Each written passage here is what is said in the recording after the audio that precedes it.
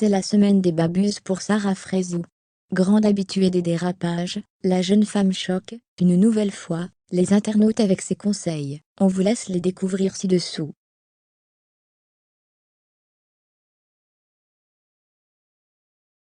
Alors qu'elle est dans le viseur de la JLC Family, Sarah Frézou donne quelques conseils pour réussir son ramadan.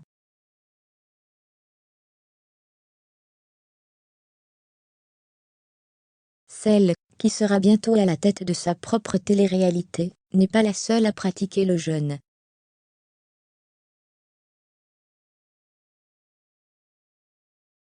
En effet, il y a quelques jours, Mia Jasmine apprend à ses fans qu'elle fait le ramadan pour soutenir son époux. J'ai décidé de faire le ramadan, et j'espère pouvoir le respecter.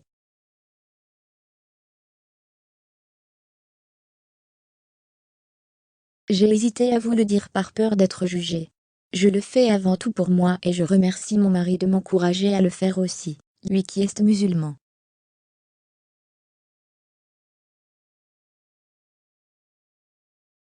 Je n'ai pas envie de vous le cacher, car je l'assume. Fermez les guillemets.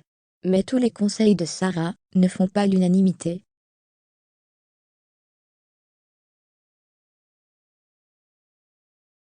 Sarah Frézou, accusée d'être hypocrite. Hospitalisée récemment, la jolie brune est accusée de mentir pour éviter le ramadan.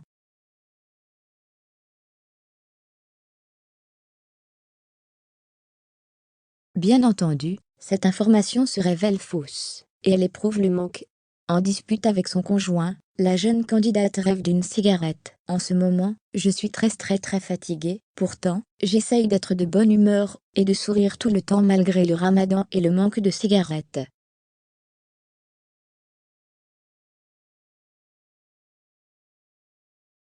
J'aime m'entourer de gens positifs. Mais je ne peux pas traîner avec des gens qui font la gueule toute la journée. Ils font la gueule, vous ne savez pas pourquoi.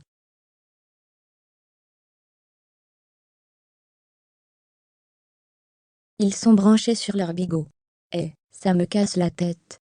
Hier, c'était un ras-le-bol de tout ça.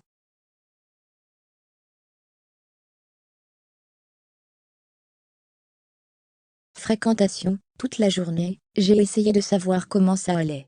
Pas de réponse. Fermez les guillemets.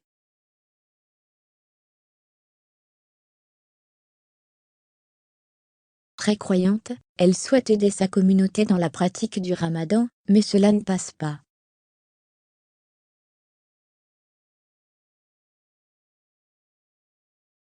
En story Instagram, la jeune influenceuse espère que sa communauté a réussi sa première journée de ramadan.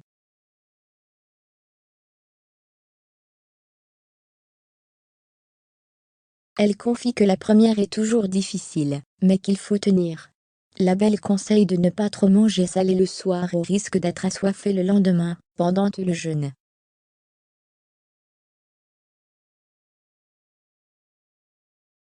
Ne pas trop manger, sinon on est ballonné, conseille Sarah. Mais, certains internautes ne sont pas contents de sa story.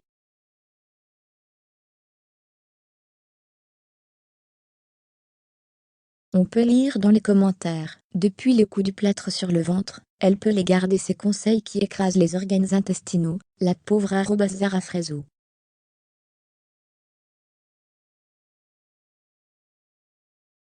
Paris, elle pense que c'est un exemple, ou encore elle a fait la sleeve. Pour beaucoup, elle n'est pas apte à donner des conseils sur la nutrition.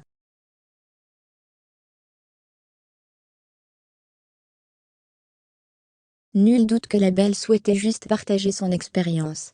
Qu'en pensez-vous?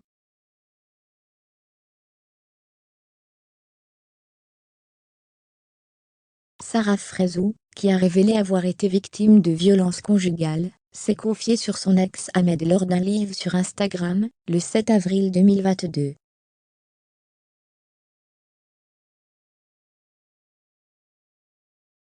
Sarah Frézou enchaîne les prises de parole sur les réseaux sociaux. Après avoir balancé sur Jazz et les membres de la JLC Family, qui souhaiteraient intégrer son ex Ahmed dans leur programme télé, la célèbre candidate de télé-réalité s'est justement confiée sur Ahmed le 7 avril 2022, lors d'un live Instagram avec Marc Blatta.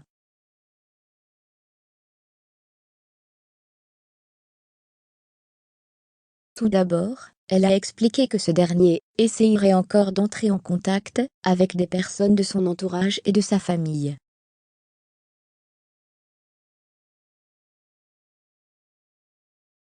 Puis, elle a ajouté: ce mec-là vous ne le connaissez pas, je vous le dis. Il y a même eu des moments où moi, inconsciemment parlant, je me forçais à faire des choses parce qu'on me disait: t'as pas le choix, et que tu es sa femme en fait.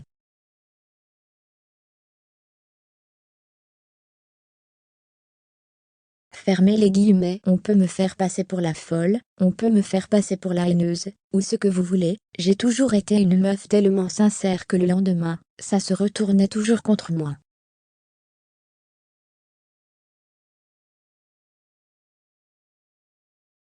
Fermez les guillemets. En pleurs, elle a continué ses révélations bouleversantes. Tout le monde a vu à quel point j'étais mal.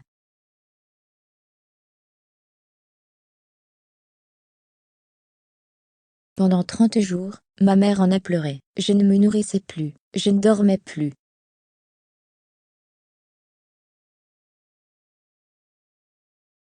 En fait, ce que les gens n'ont pas compris, parce qu'on m'a dit: ouais, tu n'as jamais porté plainte contre ce mec-là, et que en fait, je suis juste en train de raconter des bobards pour le bloquer des téléréalités, c'est que quand vous avez bâti quelqu'un, et que vous savez que cette personne est malsaine, et qui est encore en train d'essayer de vous piquer à travers les réseaux sociaux, à travers les téléréalités, et vous faire passer pour quelqu'un de mauvais, ça je ne l'accepte pas.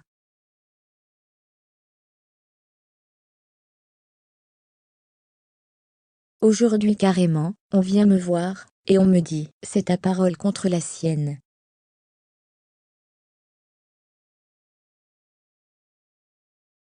Fermez les guillemets. Je vous le dis, il y a des choses que j'aurais dû faire depuis longtemps, qui aujourd'hui ont été faites.